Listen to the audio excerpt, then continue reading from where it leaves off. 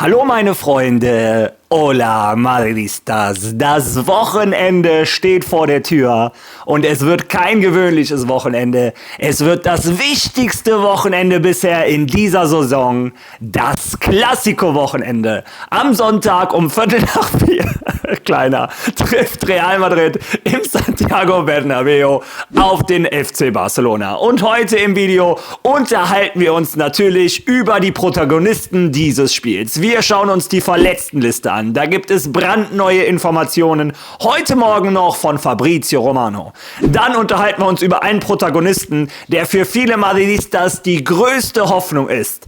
Arda Güler, denn Real Madrid TV hat eine Hommage an ihn gemacht, die sehr beeindruckend war, die möchte ich mit euch teilen. Dann gibt es neueste Informationen zu Endrick, zu Alaba, zur Youth League Mannschaft von Real Madrid. Wie ihr es inzwischen kennt, ein vollgepacktes Video rund um die Aktualität von Real Madrid. Ja, ich habe heute Hundebesuch, also viel Spaß beim Video.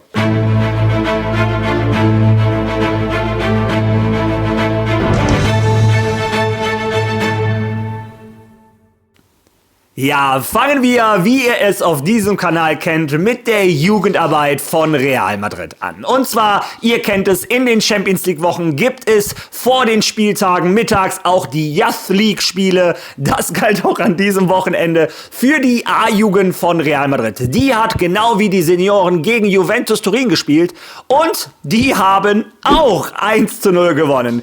Ihr seht das Ergebnis, ein Tor in der 13. Minute hat den Königlichen den Sieg gebracht. Das bedeutet, ich zeige euch die Tabelle in der Youth League. Auch da ist Real Madrid mit 3 Siegen aus 3 Spielen gestartet. Startet also gut in die Youth League. Mal schauen, wie weit es diese Saison gehen kann.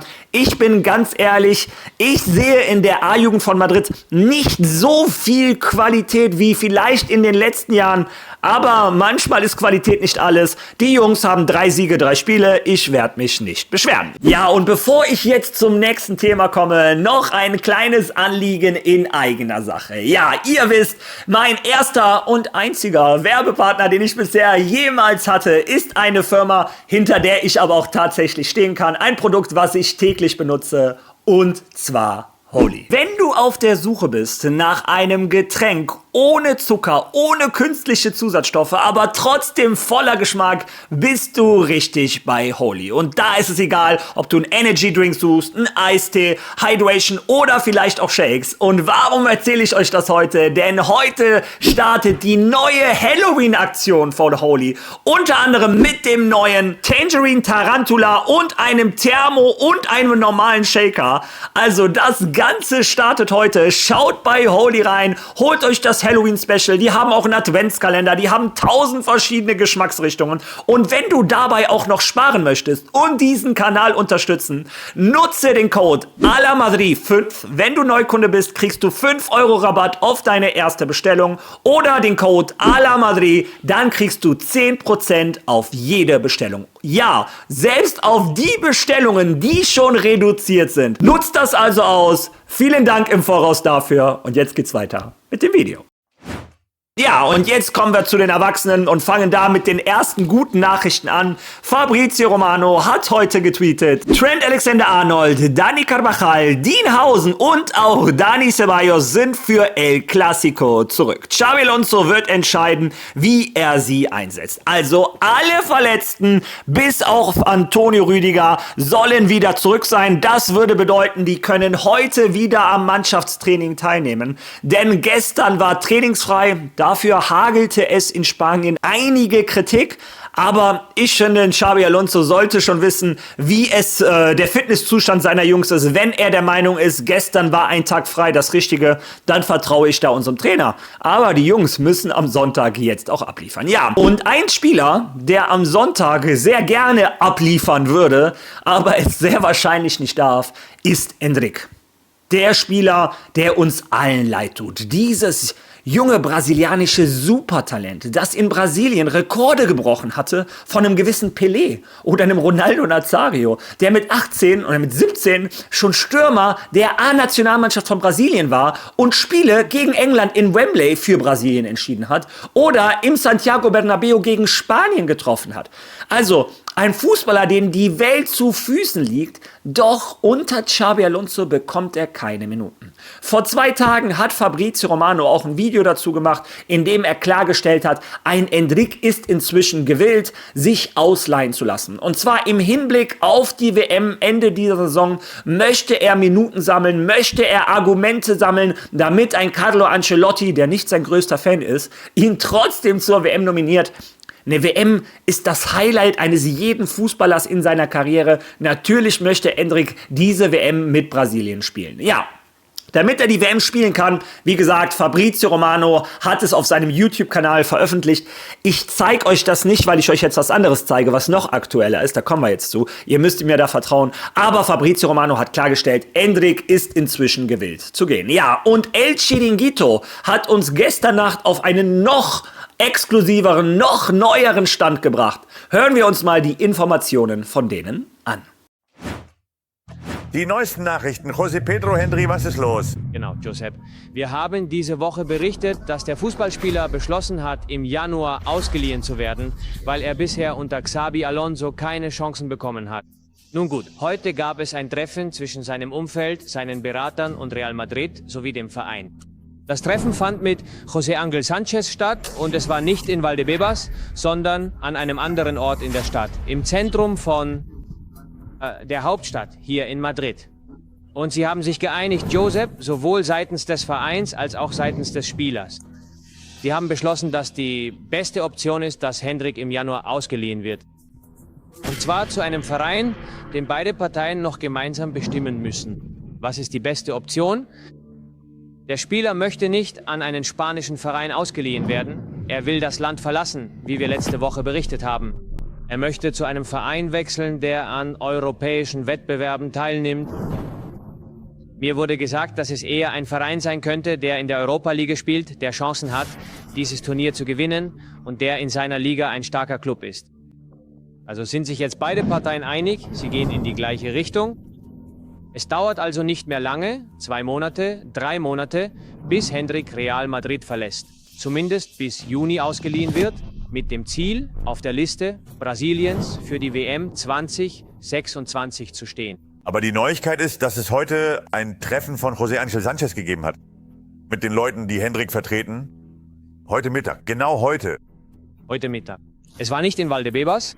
Sie haben versucht, dann dieses Bild zu vermeiden, dass kein Bild von dem Treffen auftaucht, weder wer dabei war, noch wer nicht dabei war. Und sie haben es an einem anderen Ort gemacht. Mir wird gesagt, dass die Stimmung gut ist. Sie ist klar. Beide sind sich einig, dass es die beste Entscheidung für einen sehr jungen Fußballer ist, 19 Jahre alt, der sich in Europa noch entfalten muss. Deshalb wollen sie keinen Fehler machen, sie wollen die richtige Wahl treffen. Und In kurzer Zeit, in ein paar Wochen, werden sie entscheiden. Aber außerhalb Spaniens, das soll klar sein, außerhalb Spaniens. Das ist, was er will. Am liebsten.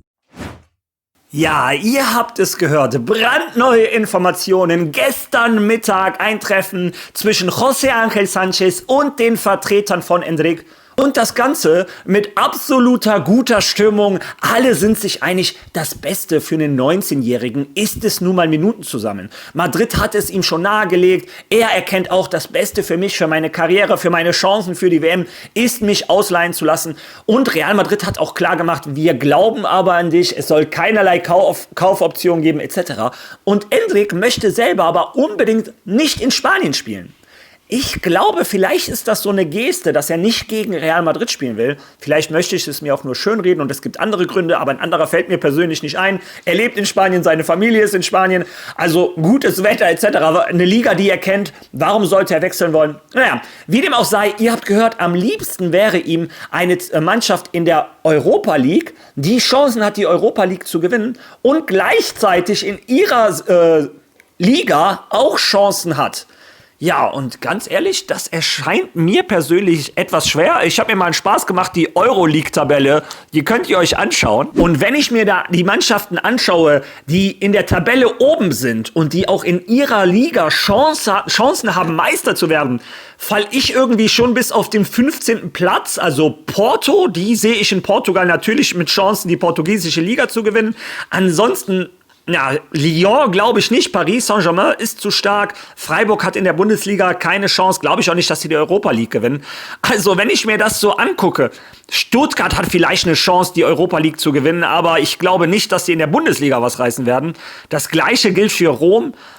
Also bin ich gespannt. Ich habe mir die Tabelle extra angeschaut. Vielleicht Porto und ansonsten fällt mir nicht viel ein von einer Mannschaft, die theoretisch die Europa League gewinnen könnte und ihre eigene Meisterschaft. Aber Porto, damit hat Real Madrid schon mal gute Erfahrungen gemacht. Ein gewisser Casemiro hat da damals seine Lehre gemacht und wir wissen alle, was ein Casemiro danach aus seiner Karriere gemacht hat. Ja, bin ich gespannt. Vielleicht habt ihr Ideen, welche Mannschaften ein Endrick oder sein Berater damit meinen könnte. Das war die neueste Information zu Endrick. Ja, und jetzt kommt der Schnipsel von Fabrizio Romano, der direkt im Anschluss an die Information zu Endrick kam. Denn er hat auch gesagt, wie sind die Pläne von Real Madrid mit dem österreichischen Nationalspieler. Hören wir uns den Experten einmal an. Zu Real Madrid, Leute. Ich möchte auch noch eine andere Geschichte erwähnen, die anders ist, und zwar geht es um David Alaba. Zunächst einmal zu David Alaba, gute Besserung. Eine neue Verletzung, eine neue Muskelverletzung für Alaba. Er wird die Spiele gegen Juventus und Barcelona verpassen. Aber bei David Alaba sollten wir auch erwähnen, dass jetzt alle Hinweise ziemlich eindeutig sind.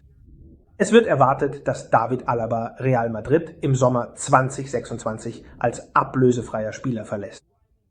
Während Real Madrid in manchen Fällen lieber bis zum Ende der Saison wartet und dann diskutiert, wird Real Madrid Alaba jetzt niemals sagen, dass die Geschichte vorbei ist. Real Madrid setzt in dieser Saison weiterhin voll auf Alaba, also haben sie ihm nicht gesagt, dass es vorbei ist, und Alaba hat Real Madrid auch nicht gesagt, dass er geht. Das ist der Stand der Dinge. Aber nach meinem Verständnis ist es so, dass David Alaba in den internen Planungen von Real Madrid für die Saison 26/27 nicht mehr eingeplant ist. David Alaba hat also wirklich, ich würde sagen, konkrete, ernsthafte und hohe Chancen, Real Madrid im Sommer 2026 ablösefrei zu verlassen und ein neues Kapitel in seiner Karriere zu beginnen. Behalten Sie diese Situation also im Auge. Ja, und das ist so ein Thema, was immer wieder ich euch schon seit ein paar Monaten sage. Die Zeichen scheinen auf Abschied zu stehen. Ein David Alaba ist wirklich in den letzten Saisons vom Verletzungspech verfolgt. Wir werden einem David Alaba immer unglaublich dankbar sein für die erste Saison, wo alle gesagt haben, kein Mensch kann einen Sergio Ramos ersetzen. Auch das kann ein David Alaba nicht. Aber trotzdem hat ein David Alaba mit uns in seiner ersten Saison die Champions League gewonnen. Wir alle werden nicht vergessen, wie er den Stuhl im Bernabeu in die Luft gehalten hat. Ein David Alaba ist ein 1A-Profi. Und ich bin der Meinung, wenn die Verletzungen ihn nicht zurückgeworfen hätten, wäre er ein Ankerpunkt von diesem Real Madrid. Ich finde ihn menschlich top. Fußballerisch, wenn er verletzungsfrei ist, auch absolut top. Ja, und Fabrizio Romano hat ja auch klargestellt, ein Real Madrid und ein David Alaba wären wahrscheinlich dumm, oder ein Real Madrid eher, wenn sie jetzt schon irgendeine Entscheidung festlegen würden. Wenn ein David Alaba jetzt den Rest der Saison verletzungsfrei bleibt und wieder an die Leistungen anknüpft, die er in seinem Körper drin hat, in seinen Füßen, dann kann man am Ende der Saison nochmal über alles reden. Aber ihr habt den Italiener gehört, die Zeichen stehen auf Abschied. Ja, bei einem Spieler, bei dem die Zeichen keinesfalls auf Abschied stehen, sogar im Gegenteil. Es wird über eine Vertragsverlängerung, über einen neuen, höher dotierten, besseren Vertrag, längeren auch geredet, nämlich über Arda Güler. Für viele ist er der Haupthoffnungsträger für das Spiel gegen Barcelona. Ich finde das ein bisschen unfair. Ich glaube, wenn du eine Mannschaft wie Barcelona schlagen möchtest, dann müssen die Last etc. auf allen Schultern verteilt sein. Aber viele sagen nun mal, Arda Güler ist der Spieler in unserem Kader mit dem meisten Fußball im Fuß. Der die Stecker spielen kann, auf den Mbappé, auf den Vini, wen auch immer. Ja, generell nochmal zum Klassiko möchte ich erwähnen, insbesondere am Spiel gegen Juve ist mir nochmal aufgefallen, Real Madrid ist am Start eines neuen Projektes. Das habe ich gestern schon mal gesagt. Einige haben mir gesagt, dass ich zu kritisch war, dass die Mannschaft sehr gut war. Ich vergleiche aber ein Real Madrid mit einem Bayer Leverkusen von Xabi Alonso. Und ich meine damit, was ein Leverkusen nach 3, 4, 5 Monaten unter Xabi Alonso irgendwann gespielt hat, ist auf einem anderen Level gewesen, als was ich zurzeit bei Real Madrid sehe. Die Automatismen, die Laufwege, dass ein Spieler die bestimmten Zonen im Platz besetzt, das sehe ich noch nicht. Ich habe immer noch zu oft das Gleiche, was ich bei Carlo Ancelotti gesehen habe, dass ein Vini, ein Mbappé, in dem Fall ein Carreras oder ein Bellingham, dass sie alle auf einmal über links stehen, keiner die Mitte besetzt, keiner den halbrechten Raum besetzt, etc. oder den rechten Flügel. Und das sah bei einem Bayer Leverkusen natürlich irgendwann anders aus. Also, ein Real Madrid ist noch lange nicht so weit im Lernprozess wie ein FC Barcelona, die schon seit 1,5 Jahren mit Hansi Flick dieses System Tag ein und Tag aus trainieren und schon auswendig kennen. Ich sage nicht, dass wir am Wochenende verlieren. Im Gegenteil, ich hoffe und glaube, dass wir eine reelle Chance haben, dass wir das Spiel sogar gewinnen können. Aber ich erinnere auch nochmal daran, als José Mourinho gerade mal 3 Monate Trainer war, vom besten Real Madrid, was ich je gesehen habe, Cristiano Ronaldo, Benzema, Modric, Kroos etc., hat Real Madrid, glaube ich, 5-0 verloren oder irgendwie sowas. Und ein Jahr danach hat er die Liga der Rekorde gebrochen. Also man muss auch Trainern ihre Zeit geben und nicht am Sonntag, sollte etwas nicht so sehr laufen, direkt ganz hart auf die Mannschaft gehen.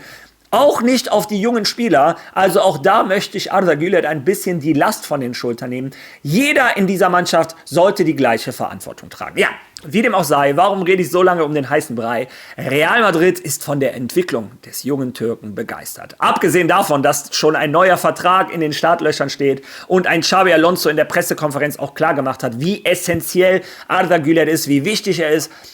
Bei jedem Ballkontakt wird das Spiel von Real Madrid besser. Ja, und das hat Real Madrid TV zum Anlass genommen, eine kleine Hommage an den Türken zu machen. Schaut euch die mal an. Auch Cumbre war gestern wieder dabei, ebenso wie Arda Güler, bei dem man sieht, wie er immer weiter wächst. Mit jedem Spiel, das vergeht.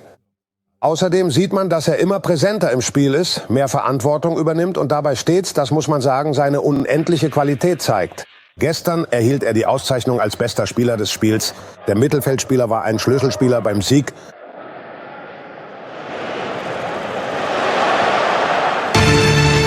Die 74. Minute. Das Bernabeu erhebt sich von den Sitzen. Um jemanden zu feiern, der bereits ein Idol ist, ein außergewöhnlicher Fußballer. Einer von denen, für die man Eintritt zahlt. Einer, der Freude bereitet und uns daran erinnert, warum Fußball so schön ist. Warum eigentlich? Ist das etwa kein Kunstwerk? Macht diese Fähigkeit, die Zeit anzuhalten und alle Aufmerksamkeit auf sich zu ziehen, in diesem kleinen Raum, macht das Arda nicht zu einem Künstler? Einer, der sich als Fußballer tarnt und eine erstaunliche Leichtigkeit besitzt, Pässe durch die Abwehr zu spielen. Schaut mal hier, er schaut Brahim nicht einmal an. Aber er weiß ganz genau, wo er seinen Mitspieler findet, ob dieser sich zurückfallen lässt oder näher am... Ich kann beides machen. Wenn er will, dass ich Tore schieße und Vorlagen gebe, kann ich die Nummer 10 sein oder auch die Nummer 8, das ist auch in Ordnung. Engagiert in allen Bereichen beim Pressen, Zurücklaufen und Ball erobern.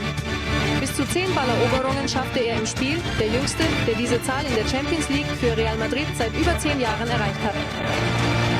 Gulas Einsatz, er blockt, klärt und erleidet ein ganz klares Foul. Es wird nicht gepfiffen, er protestiert, aber macht sofort weiter. Er verliert den Ball nie aus den Augen. Immer am richtigen Ort, um ihn aufzunehmen, zu kontrollieren und das Spiel zu organisieren. Immer in der Nähe seiner Mitspieler, um jene Unterstützung zu bieten, die es ermöglicht, den Ball zu halten. Derjenige, der schützt und kontrolliert. Derjenige, der den Ball auch mal kurz ruhen lässt, um die beste Option zu suchen. Und auch derjenige, der direkt weiterspielt, um das Tempo hochzuhalten und das Spiel zu kontrollieren. Beinahe Perfektion mit einer Passgenauigkeit von 97% bei diesen präzisen Zuspielen zu seinen Mitspielern. Wie diesen hier, den Valverde dankbar annimmt und beklatscht. Ich fühle mich sehr wichtig. Dank Xabi Alonso, der mir vertraut. Er hat unglaublich viele gute Eigenschaften und verleiht dem Spiel sehr viel Sinn. Wenn er viel am Spiel teilnimmt, haben wir eine bessere kollektive Dynamik. Und dafür ist es wichtig, wo er spielt, ein bisschen weiter vorne, ein bisschen weiter hinten. Das hängt davon ab, was er um sich herum hat oder was das Spiel verlangt. Aber ich bin sehr zufrieden mit seiner Entwicklung. Aber wir werden noch mehr sehen. Mehr Qualität, mehr Magie, mehr Kunst, mehr von Arda Güler.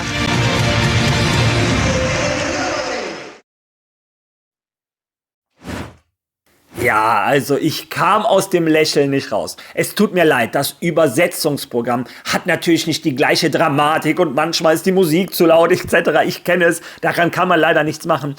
Aber Real Madrid sagt ganz klar, das ist ein Spieler, der ist ein Künstler. Für ihn lohnt es sich, Eintrittskarten zu kaufen. Das sind die Fußballer, die dir zeigen, wie schön der Fußball ist, damit ihr mal seht, wie sehr Real Madrid von diesem Jungen schwärmt. Also ich fand es sehr, sehr schön, was Real Madrid da zusammengebastelt hat. Und das wollte ich natürlich mit euch teilen. Ich weiß, einige von euch auf diesem Kanal sind genauso große Alaba-Fans wie ich. Ja. Wie dem auch sei, das war die Aktualität rund um Real Madrid. Ich weiß, es gibt noch ganz viele andere Themen. Ich weiß auch, ein Thibaut Courtois und ein Tebas haben sich mehr oder weniger in die Haare bekommen mit Aussagen. Vielleicht komme ich da am Sonntag zu. Heute hat das nicht ins Video gepasst, meiner Meinung nach. Morgen werde ich entweder kein Video machen oder ein Video nachmittags. Denn morgen früh muss ich schon um 9 Uhr morgens mit meinem Kleinen auf dem Fußballplatz stehen. Er hat ein Ligaspiel. Wenn ihr wieder wissen wollt, was passiert, könnt ihr mir gerne auf Twitter folgen, dann gibt es wieder ein paar Informationen rund um das Spiel. Also, wir sehen uns übermorgen oder morgen Nachmittag wieder. Bis dahin.